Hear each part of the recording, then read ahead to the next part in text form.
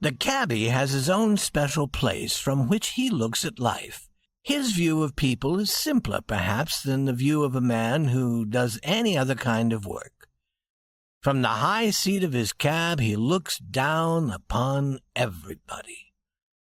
People are not important to him unless they wish to go somewhere. Then they're only something to be carried from one place to another. You may be the president or you may be no one, but to a cabbie, you are only a fare, only someone who rides in his cab for a price. You get into his cab, he shakes you a while, and he puts you down. Then the time for payment has arrived. If you pay him the lawful amount and no more, you can easily see what he thinks of you. He thinks you're less than nothing. If you discover suddenly that you have no money with you, you'll wish you were dead. It is probably true that the cabbie's view of life is formed by the shape of his cab. He sits up there on his seat high as a god. The seat is small. No one shares it with him. While you are in his cab, your future is in his hands. You are helpless. The cab shakes you. You can't get out until he stops his horse. If you want to speak to him, you must talk through a little hole in the back of the cab. In a cab, you no longer feel like a person. You may be someone very important, but in a cab you're no more than something in a box, being carried from one place to another. One night, there were sounds of pleasure and joy in the big house beside McGarry's family restaurant. The sounds seemed to come from the rooms of the Walsh family. A crowd of interested neighbors stood outside the door. Again and again a waiter came bringing food or drink from the restaurant. The neighbors stood aside every time to let him pass. Then they would move near the door again. And all the time they were talking about what was happening inside. Anyone who listened would have learned quickly and easily that Nora Walsh was being married. After some time had gone by, the happy people started coming out the door. They mixed at once with the neighbors who were standing there. Joyful cries and laughing voices rose in the night air. All this noise was born of the drinks from McGarry's restaurant. At the edge of the street stood Jerry O'Donovan's cab. No cleaner or more shining cab could be found. And Jerry's horse! I tell you, he was fat with good food. Among the moving crowd, Jerry's high hat could now and then be seen. His nose, too, could be seen. It was thick and red, for it had been beaten by fares who wanted to fight. And also now and then his fine green coat appeared. It was easy to see that Jerry had had more than enough to drink. Everyone had noticed it. Out of the crowd in the street, or perhaps from among the people walking past the house, came a young woman. She stopped beside the cab. Jerry saw her there. A fare! He made a sudden move, and 3 or 4 people near him fell down. He himself? No. He caught himself in time and did not fall. Quickly he went up to his seat. When he was there, he was safe. All of McGarry's drink could not throw him down from there.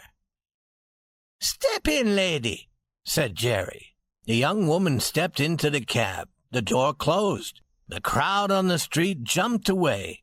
The horse started, and the fine cab rolled down the street. The horse went fast at first, but after a little time he went more slowly.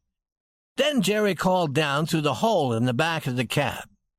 He tried to make his voice soft. He wished to please. "Where will you be going to?" "Any place you wish," was the answer. The voice was happy. It sounded like music. She's riding for pleasure," thought Jerry.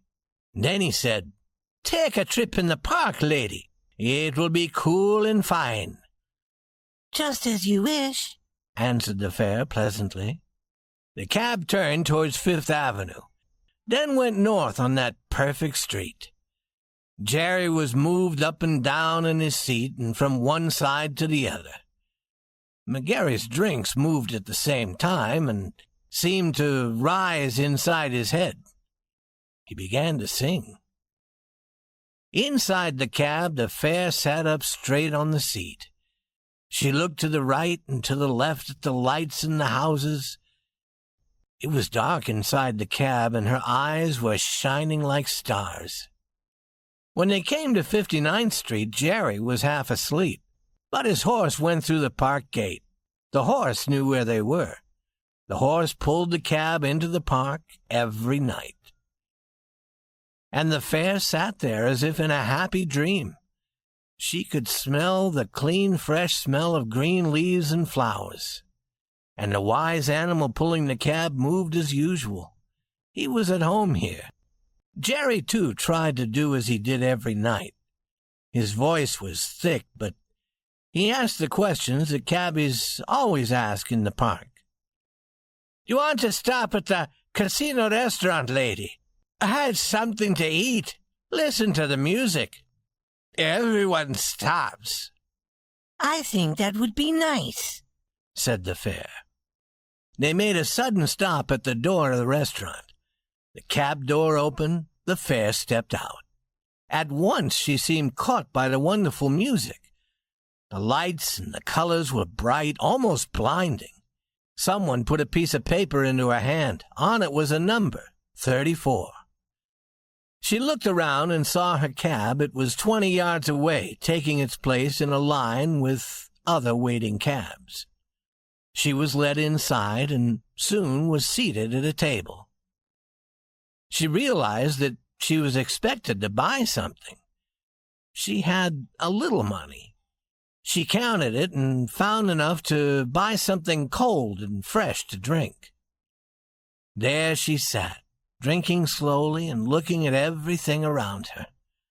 Life here had new color, a new shape.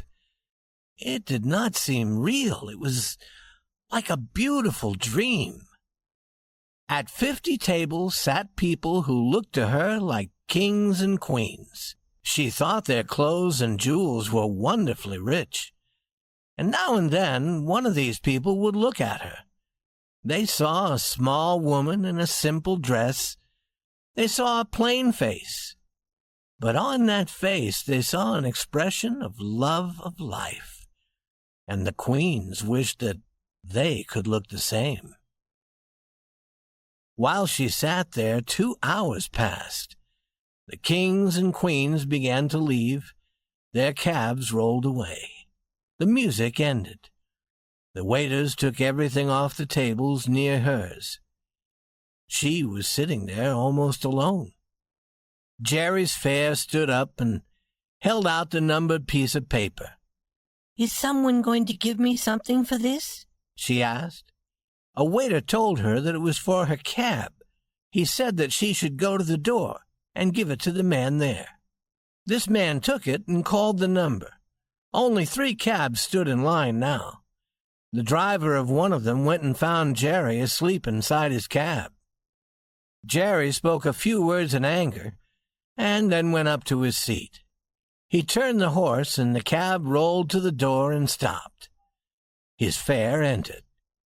The cab turned again and went through the cool darkness of the park, following the street that would lead most quickly to the gate. At the gate, Jerry began suddenly to think. He was still half asleep, but there was a doubt in his mind. There were 1 or 2 things he had to ask about. He stopped his horse, and his voice came down through the hole in the back of the cab. "I want to see $4 before we go any further. Have you got any money?" $4, laughed the fare softly. No, I've only got a few cents with me. Jerry made the horse run. The animal's feet were very loud on the street, but above the noise of the horse's feet, Jerry's voice could be heard. He was full of anger. He shouted at the stars in the sky. He shouted at other cabs as they passed. His words were so bad that another driver hearing them could not believe his ears. But Jerry knew what he was going to do about this fair without money. He knew where he was going.